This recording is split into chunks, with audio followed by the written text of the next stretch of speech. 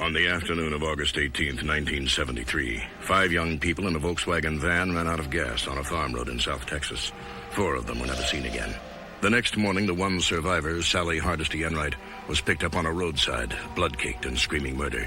Sally said she had broken out of a window in hell. The girl babbled a mad tale. A cannibal family in an isolated farmhouse, chainsawed fingers and bones. Her brother, her friends, hacked up for barbecue. Chairs made of human skeletons. Then she sank into catatonia. Texas lawmen mounted a month-long manhunt but could not locate the macabre farmhouse. They could find no killers and no victims, no facts, no crime. Officially, on the records, the Texas Chainsaw Massacre never happened. But during the last 13 years, over and over again, reports of bizarre, grisly chainsaw mass murders have persisted all across the state of Texas. The Texas Chainsaw Massacre has not stopped. It haunts Texas. It seems to have no end.